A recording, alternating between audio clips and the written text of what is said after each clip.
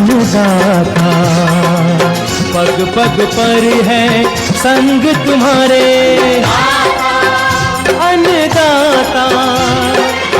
लहू किसानों का बन के पसीना सींचता है धरती का सीना। मेहनत का तेरी हक दिलवाने, नई तकनीक नई खोज बताने। पशुधन को गुणवान बनाना, पौध सुरक्षा को सिखलाना, खेती के सब गुर समझाने, भारत का सरताज बनाने। आठों पहर है संग तुम्हारे अन्नदाता, अन्नदाता। नमस्कार, मैं हूं अवंतिका श्रीवास्तव। आप सभी दर्शकों का अन्नदाता कार्यक्रम में स्वागत करती हूं। किसान का जीवन बहुत मुश्किल होता है। वो अपने खेतों में लंबे समय तक काम करते हैं, उसका ध्यान सदैव फसल में ही लगा रहता है, अपनी कड़ी मेहनत की ताकत पर अपना जीवन व्यतीत करते हैं। और ऐसे ही किसानों की प्रगति के लिए हम खेती बाड़ी से जुड़ी हुई बहुत सी नई और लाभकारी जानकारियां हर रोज सुबह लेकर आते हैं। तो चलिए कार्यक्रम शुरू करते हैं। पहले देखते हैं क्या है आज के अन्नदाता में। राजमा की खेती करके किसान कमा सकते हैं अच्छा लाभ।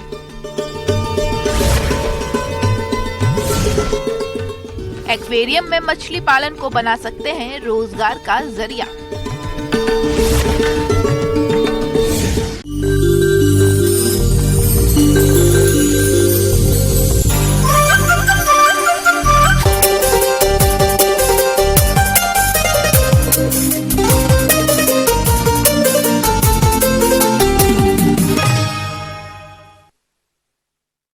अपने बिहार और झारखंड में राजमा की खेती फली और दाने दोनों के लिए की जाती है और जैसा कि अभी इसकी बुवाई का सही समय चल रहा है, ऐसे में जो किसान राजमा की खेती करना चाहते हैं तो इसके लिए राजमा की कौन कौन सी किस्मों का चयन करें और बुवाई करते समय किन किन बातों पर खास ध्यान दें ताकि आने वाले समय में इससे अच्छा उत्पादन मिले। आइए इन सभी बातों की जानकारी लेते हैं जिला रांची की डॉक्टर मीनू कुमारी से।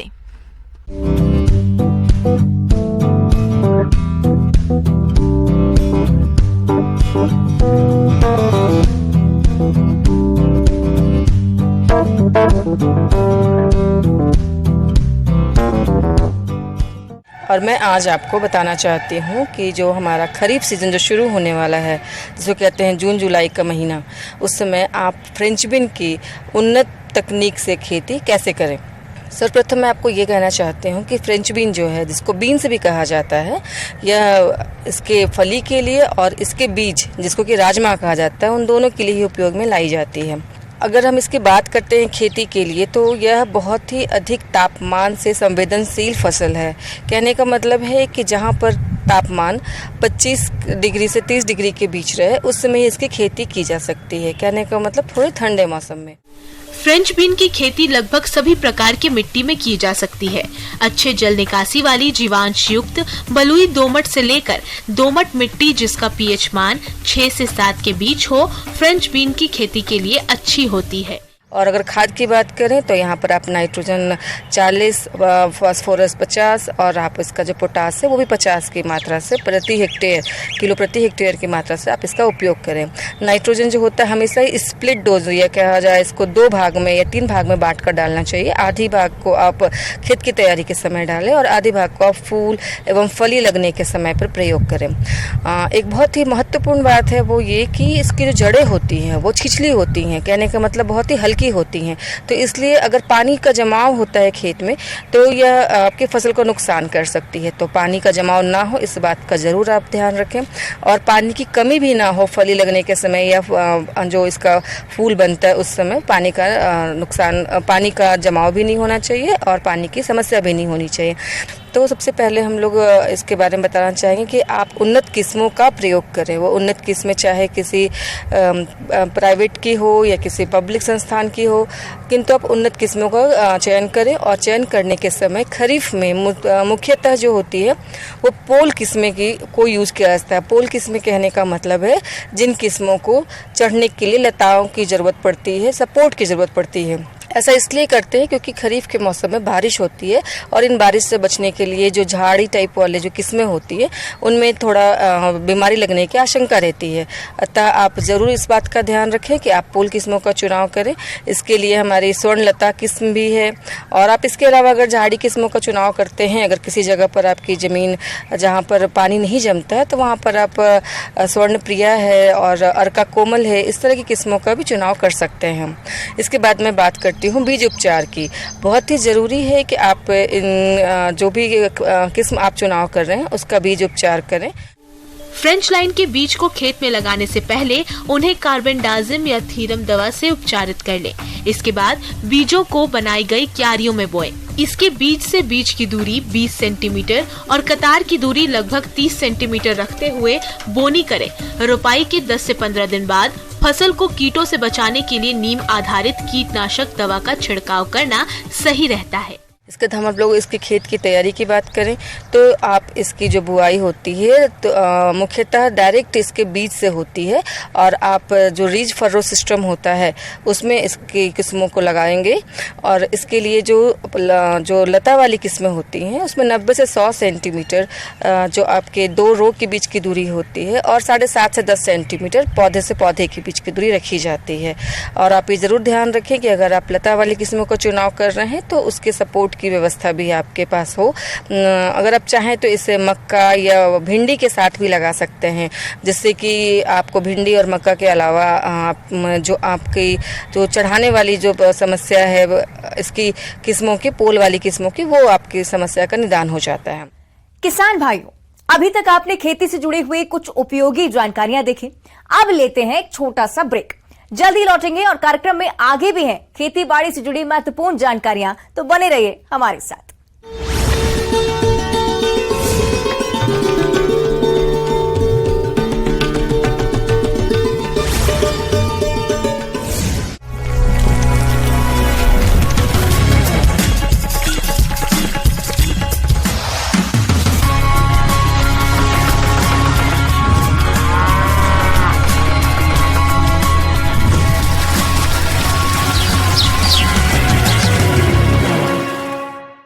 ब्रेक के बाद आप सभी दर्शकों का अन्नदाता में स्वागत है।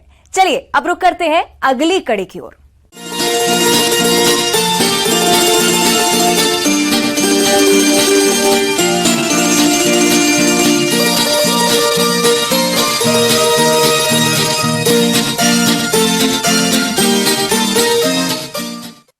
किसान भाइयों, आज बढ़ती बेरोजगारी को देखते हुए ये जरूरी है कि बदलते समय की मांग के अनुसार व्यवसायों को अपनाया जाए, तभी अच्छी आमदनी मिलेगी।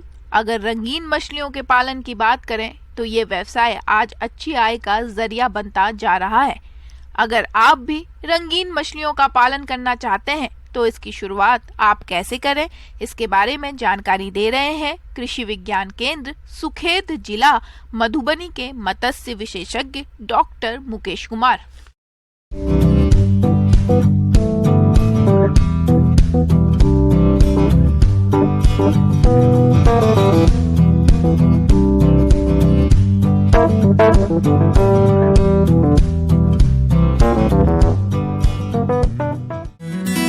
मछली एक्वेरियम एक जलीय प्राकृतिक सौंदर्य रूप है। बाजार में विभिन्न आकार और आकृति के एक्वेरियम आसानी से मिल जाते हैं, जिनमें आयताकार, गोल, वर्गाकार, त्रिकोण आदि काफी प्रचलित हैं। आप सुविधा के अनुसार इनका चयन कर सकते हैं, साथ ही इनको स्वयं घर पर भी बना सकते हैं। एक्वेरियम तैयार कर अनुकूलित करने के बाद उसमें विभिन्न प्रकार की रंग बिरंगी मछलियाँ पाली जाती है। सर्वप्रथम आप जिस साइज का एक्वेरियम रखना चाहते हैं, मैं 3 बाई 2 फुट का एक्वेरियम सजेस्ट करता हूं, जिसमें कि एक आप 3 से 4 मछलियां, छोटी प्रजाति गोल्ड फिश या आप जेब्रा फिश और भी अन्य मछलियां रख सकते हैं जो अभी आप अपने में रखना चाहते हैं। रंगीन मछलियों के अनेक प्रजातियां हैं, पर इन्हें एक्वेरियम में एक साथ रखने के पहले जानना आवश्यक है कि ये एक दूसरे को हानि तो नहीं पहुंचाएगी। छोटी आकार की मछलियां रखना एक्वेरियम के लिए ज्यादा बेहतर माना जाता है, जिनमें शिशुजनक मछली जैसे गप्पी, शर्ड, टेल, प्लेटी, मौली आदि और अंडजनक मछली जैसे गौरामी, गोल्डफिश, एंजल, डॉलरफिश, पुंटियस आदि को पाल सकते हैं। आमतौर पर 2 से 5 सेंटीमीटर औसतन आकार की 50 मछलियां प्रति वर्ग मीटर जल में रखना ज्यादा बेहतर माना गया है। एक्वेरियम को खरीदने के बाद उसे सजाने से पहले अच्छी तरह से साफ पानी से धो लें। इसके बाद साफ बालू की परत बिछा दें और उसके ऊपर छोटे छोटे रंगीन पत्थर की एक परत को बिछा दें। पत्थर बिछाने के बाद थर्मोस्टेट, एरेटर और फिल्टर को लगा दें। एक्वेरियम में जलीय पौधा लगाने से ये और भी आकर्षक लगता है। इसके लिए बाजारों में आजकल तरह तरह के कृत्रिम पौधे और खिलौने उपलब्ध हैं। और किसी भी एक्वेरियम में पानी जो है वो 2/3 ही भरें, 1/3 भाग उसका खुला रखें, ताकि उससे हवा के आदान प्रदान में भी अच्छा होता है। और गर्मियों में तो हमें तापमान, वातावरण के अनुकूल जो पानी का तापक्रम रहता है उसको तो मेंटेन करने की आवश्यकता नहीं रहती है, लेकिन विंटर के सीजन में हमें तापक्रम को अनुकूलित करने के लिए हमें थर्मोमीटर का या रियोस्टेट की आवश्यकता पड़ती है। एक्वेरियम में भरा जाने वाला पानी क्लोरीन मुक्त होना चाहिए, इसलिए यदि नल का पानी हो तो उसे कम से कम 1 दिन संग्रह कर छोड़ देना चाहिए और फिर उस पानी को एक्वेरियम में भरना चाहिए। मछलियों का प्राकृतिक आहार प्लक्व है, परंतु एक्वेरियम में मुख्यतः कृत्रिम आहार का प्रयोग किया जाता है। बाजार में रंग बिरंगे आकर्षक पैकेटों में इनका आहार उपलब्ध है। आहार दिन में 2 बार निश्चित समय में 2% शरीर भार के अनुसार दिया जाना चाहिए। यह मात्रा जरूरत के अनुसार बढ़ाई या घटाई जा सकती है। भोजन उतना ही देना चाहिए जितना मछलियाँ तुरंत खाकर खत्म कर दे। सप्ताह में 1 या 2 बार प्लक भी खिलाना चाहिए, इससे मछलियों की चमक बनी रहती है। खाना आप सुबह शाम दे सकते हैं, और अगर उसमें कोई रोग लगता है बीच बीच में आप 15 दिनों पे या महीने में एक बार मिथिलीन ब्लू से पानी को 1% या 2% 2 ppm के साथ आप उसको ट्रीट कर सकते हैं। अगर आपको मछलियों में कोई भी बाह्य परजीवी या कोई भी अन्य लक्षण नज़र आते हैं तो आप उसको 2 से 3 ppm पोटास में, क्योंकि एक्वेरियम मछलियों में अगर आप सामान्य रूप से अगर ध्यान देंगे तो रोग प्रबंधन करना बहुत ही आसान है। आप उनको आसानी से निकालें और स्नान बाथ की विधि से उसके रोग को प्रबंधित किया जा सकता है। एक्वेरियम में मछली पालन करते समय कुछ जरूरी बातों का ध्यान रखना चाहिए, जैसे थर्मोस्टेट द्वारा पानी का तापमान 34 डिग्री से 28 डिग्री सेल्सियस के बीच बनाए रखें। एरेटर द्वारा वायु प्रवाह निरंतर करें। पानी साफ रखने के लिए फिल्टर का उपयोग करें। एक्वेरियम में उपस्थित अनावश्यक आहार उत्सर्जित पदार्थों को प्रतिदिन साइफन द्वारा बाहर निकाल दें। हर 15 दिन में एक बार आधा पानी निकालकर स्वच्छ पानी भरना चाहिए। यदि कोई मछली मर जाती है तो उसे तुरंत निकाल दें। नर मादा मछलियों को एक साथ रख सकते हैं, लेकिन अगर उनसे अगर बच्चे होते हैं तो उन बच्चों को आप तुरंत ही अलग करें, नहीं तो मादा जो है बहुत सारी मछलियों की मादा जो है अपने बच्चों को नुकसान पहुंचाती है। इसलिए बच्चे को अलग सेग्रीगेट करके रख दें।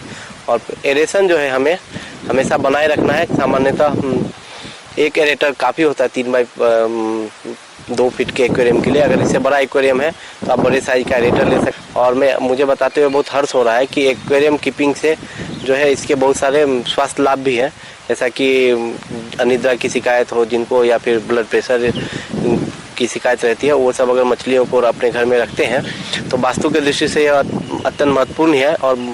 और साथ ही साथ इससे आपको एक सुकून और शांति का भी एहसास होता है। आगे और भी है खेती बाड़ी से जुड़ी हुई बहुत सी रोचक जानकारियां, पर यहां पर रुकेंगे। एक और छोटे से ब्रेक के लिए जल्द हाजिर होते हैं।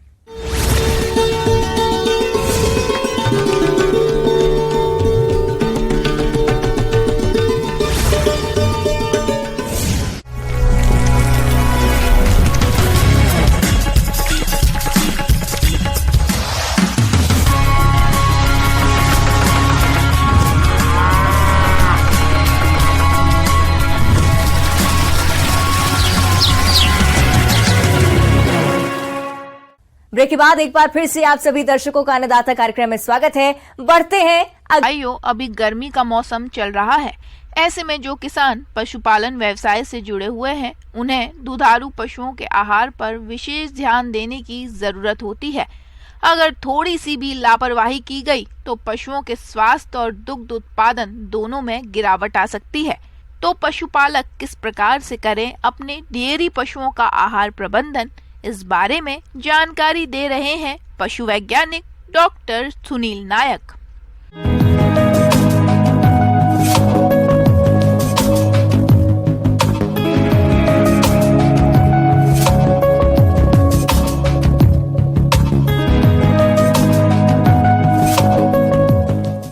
गर्मियों में पशु पोषण के में आपको क्या क्या ध्यान रखना चाहिए ताकि आप अधिक से अधिक दूध ले सकें। तो किसान भाइयों, मैं आपको ये बताता हूँ 70 से 80% जो दूध उत्पादन में खर्च होता है वो पशु पोषण से होता है। तो अगर आप अच्छा पशु पोषण कर रहे हैं तो आप उससे दूध उत्पादन बढ़ा सकते हैं। तो पहले आपको ये मालूम होना चाहिए कि आप पशुओं को खिलाते क्या है। आप पशुओं को मोटा चारा खिलाते हैं, जिसको कि जहाँ गेहूं पैदा होता है उसको भूसा बोलते हैं, और जहाँ धान पैदा होती है वहाँ पुआल बोलते हैं। तो ये सूखा चारा कहलाता है। इसके सिवाय आप पशुओं को हरा चारा खिलाते हैं। हरा चारा 2 प्रकार का होता है। एक हरा चारा दलहनी होता है और एक गैर दलहनी होता है। दलहनी चारे जो होते हैं उसमें बरसीम आती है जो कि रबी में होती है, और बरसीम के अधिक लूसर्न होती है और काउपी होती है। और गैर दलहनी चारा आता है मक्के और ज्वार की चरी। तो ये 2 प्रकार के हरे चारे होते हैं जो कि पशुओं को खिलाए जाते हैं। और तीसरा होता है पशु सांद्र मिश्रण, जिसको पशु आहार बोलते हैं। आपके पास जो हरा चारा उपलब्ध रहता है वो है मक्का और ज्वार की चरी।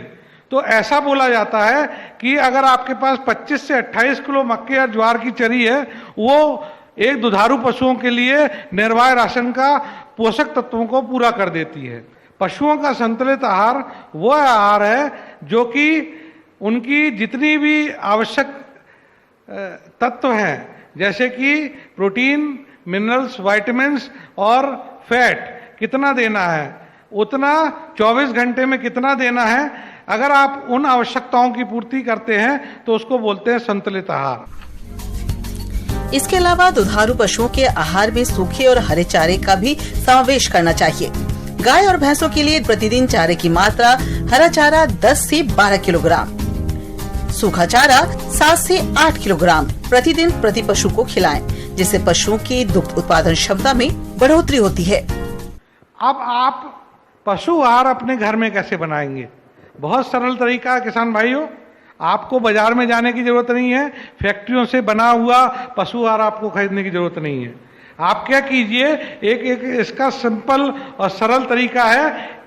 जब आपको अगर 100 किलो पशु आहार बनाना है तो आप उसमें एक भाग ले लीजिए, एक भाग ले लिए अनाज का।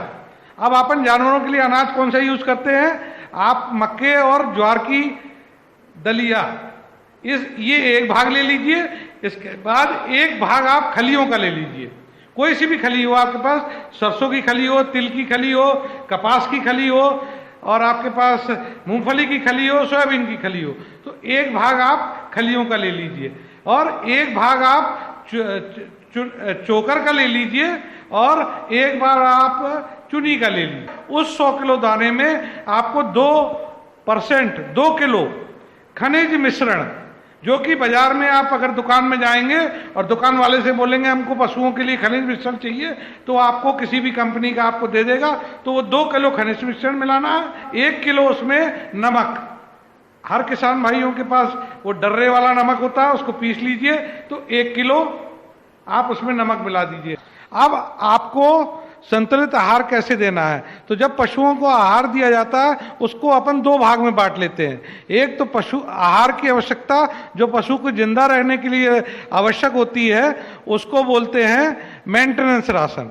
और जो पशु को दूध उत्पादन के लिए पोषक तत्वों की आवश्यकता होती है उसको बोलते हैं प्रोडक्शन राशन। तो जब अपन संतुलित आहार देते हैं तो उसको maintenance ration plus production ration देते हैं, तभी दुग्ध का अधिक से अधिक आप उत्पादन ले सकते हैं। अब आपको संतुलित आहार कैसे देना है इसके बारे में हम आपको बताएंगे। तो मैंने जैसे आपको बताया, अगर आपके पास गर्मी है तब आपके पास केवल भूसा है तो आप भरपेट भूसा दीजिए और 1 किलो दाना पशु आहार निर्वाह राशन के लिए दीजिए। और हर 1 लीटर गाय के हर 1 लीटर दूध के लिए 400 ग्राम पशु आहार दीजिए, और अगर आपके पास भैंस है तो हर 1 लीटर दूध के लिए 500 ग्राम पशु आहार दीजिए। इसके साथ ही दुधारू पशुओं के जीवन निर्वाह के लिए अतिरिक्त आहार खिलाया जाता है। अगर गाय और भैंस दूध नहीं दे रही है तो उसके जीवन यापन के लिए 1 किलोग्राम दाना मिश्रण खिलाना जरूरी होता है। तो इस प्रकार अगर आप संतुलित आहार देंगे, इससे आपका दूध उत्पादन बढ़ेगा। और पानी कितना, जितना पशु खाता है उसके दुगना वो पानी पीता है। तो एक जानवर अगर वो 15 से 20 किलो ड्राई मैटर इनटेक ले रहा है तो करीब उसको 40 लीटर पानी की आवश्यकता होती है, और ये पानी की आवश्यकता 3 से 4 गुना इसमें बढ़ जाती है। तो आप क्या कर दीजिए, गर्मियों में निरंतर 2 बार पानी नहीं दीजिए, 4 से 5 बार पानी पशुओं को दीजिए, क्योंकि आपको मालूम है दूध में 85% पानी होता है, और दूध को अगर आपको ज़्यादा बढ़ाना है तो आपको उनको ठंडा और स्वच्छ पानी देना चाहिए। तो आप 3 से 4 गुना उसका पानी का, स्वच्छ पानी का इंटेक बढ़ा दीजिए। धन्यवाद।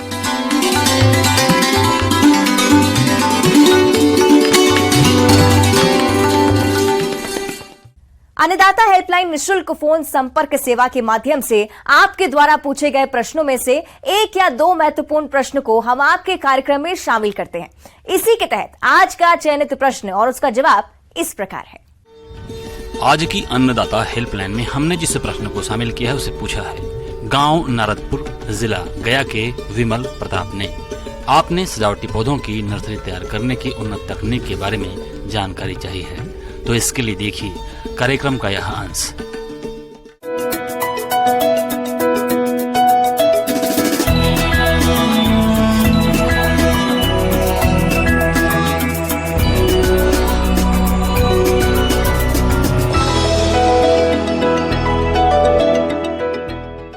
व्यावसायिक नर्सरी से हमारा मतलब है कि किसान किस तरीके से उस नर्सरी से फूल पौधे उगाकर अधिक से अधिक लाभ कमा सकें। तो यदि हम नर्सरी की बात करें तो नर्सरी वे भूमि का एक छोटा भाग है जिसमें हम कर्तन या बीज द्वारा नवीन पौधे उगाकर, जो कि गुणवत्ता में भी अच्छे हों, उस तरीके के पौधे उगाकर हम बाजार में उन्हें बेचकर अधिक से अधिक लाभ कमा सकें। यदि हम समान नर्सरी की बात करें तो इसमें समानता जो फूल पौधे हैं इन्हें भी उगाकर कोई भी किसान 25 से 50 हजार रुपए प्रति माह के हिसाब से अधिक धन कमा सकता है। अब यदि हम सफल व्यवसाय के लिए बात करें तो सफल व्यवसाय के लिए किसान को चाहिए कि नर्सरी का सही चुनाव करे। नर्सरी बाजार के पास होनी चाहिए, अच्छी रोड से जुड़ी होनी चाहिए, उसमें अच्छी सड़क परिवहन के लिए होनी चाहिए, एवं उसमें सही पौधे एवं फूलों का चुनाव करना चाहिए। सिर्फ चुनाव ही नहीं, उन्हें किस तरीके से प्रवर्धित करना है ये भी सही जानकारी होनी चाहिए। नर्सरी या पौधशाला वो स्थान है जहां बीज की बुवाई, पौधों को तैयार करना, तैयार पौधों की देखभाल और उन्हें रोपण के लिए स्थान उपलब्ध कराना होता है। सामान्य तौर पर व्यावसायिक नर्सरी में फल, फूल, सब्जी, औषधीय और वानिकी पौधों को तैयार किया जाता है। अब यदि हम बात करें कि हमें नर्सरी में किस तरीके के बीज या कर्तन लेने चाहिए, तो बीज हमेशा हमें रिलायबल सोर्स से ही लेने हैं, क्योंकि यदि हम रिलायबल सोर्स से बीज या कर्तन नहीं लेंगे तो हम अपने उपभोक्ता को वो रिलायबिलिटी या वो किस्म के बारे में हम सही से जानकारी नहीं दे पाएंगे। तो इसके लिए हमें या तो उद्यान विभाग या फिर हमको कृषि विभाग से ही ऐसे बीजों का या ऐसे कर्तन या ऐसे प्लांटिंग मटेरियल को लेकर फिर इनको प्रवर्धित करना चाहिए। तो इसके लिए हमें क्या करना है कि अक्सर हमें इसकी नर्सरी तैयार करते वक्त उठी हुई क्यारियां, जो कि 2 से 5 सेंटीमीटर उठी हुई क्यारियों में ही बीज को डालना चाहिए, क्योंकि अगर क्यारी उठी हुई होगी तभी ये एक्स्ट्रा पानी वहां से ड्रेन हो जाएगा, निकासी उसकी अच्छी रहेगी और पानी का जमाव नहीं होगा। दूसरी चीज हमको ये ध्यान रखनी है कि जब हम बीज को लाइन से लाइन सोइंग करेंगे तो उसके बाद मिट्टी से ढकने के बाद हल्का सा पुआल से ढक दें, ताकि उसमें टेम्परेचर मेंटेन रहे, मॉइस्चर मेंटेन रहे और खरपतवार भी नियंत्रित रह सके। 3 से 4 दिनों में हमें उसे चेक करते रहना है कि उनमें अंकुरण हुआ है या नहीं, और जैसे ही अंकुरण हो जाए वैसे ही पुआल को हटा के हमें फव्वारे द्वारा हल्की सिंचाई करना है। गर्मी में ये सिंचाई हमें सुबह शाम एवं सर्दियों में इन्हें एक दिन एक छोड़ के करनी चाहिए। जब इनमें 4 पत्तियां आ जाएं तब हमें इन्हें मुख्य खेतों में या फिर पॉट्स में या गमले में रोपित करना होगा। अब यदि हम नर्सरी के बारे में हम बात करें तो नर्सरी की जगह का चयन इस तरीके का होना चाहिए कि वहां पर अच्छी मात्रा में धूप और जल की व्यवस्था हो, एवं नर्सरी में कुछ इस तरीके से हमें अक्सर इस तरीके के प्रोग्राम करते रहना चाहिए या बाहर सड़क पे इस तरीके का बोर्ड लगाना चाहिए जिससे हमारी नर्सरी का एड्रेस लोगों को पता लगे। नर्सरी या तो आप खुले प्रक्षेत्र या पॉली हाउस अथवा ग्रीन हाउस में तैयार कर सकते हैं। पॉली हाउस अथवा ग्रीन हाउस में पौधे लगाना खुले की अपेक्षा अधिक फायदेमंद होता है। सिंचाई निश्चित तापमान, आर्द्रता एवं नमी मिलने की वजह से साधारण रूप से उगाए गए पौधों की अपेक्षा गुणात्मक एवं परिणात्मक रूप से काफी बेहतर होते हैं। लेकिन पॉली एवं ग्रीन हाउस के बनने का प्रारंभिक खर्च ही एक बड़ा अवरोध बन जाता है। इसके लिए आप कृषि विभाग से अनुदान ले सकते हैं।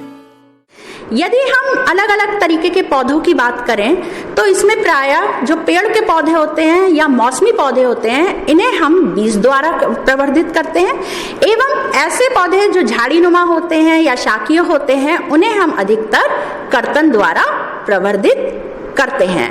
हम आज बात करें प्रदूषण से जो पौधे हमको बचा सकें, ऐसे पौधों को हमको उपभोक्ता को जानकारी देते हुए उसका एडवर्टाइजमेंट करना चाहिए, एवं पर्यावरण को देखते हुए हमें उन्हें ज्यादा से ज्यादा अपनी नर्सरी में रखेंगे तो वे अच्छे रहेंगे। दूसरा विकल्प है स्पाइडर प्लांट, जो कि हम अक्सर अपने घर में रखते हैं, या फिर एलोवेरा जो प्रदूषण के साथ साथ हमारे स्किन या और भी चीज़ों के लिए बहुत हेल्पफुल है। नीम या पीपल ऐसे पेड़ जो अब जगह अधिक लेते हैं, इनका जो छोटा रूप है वह बॉन्साई है।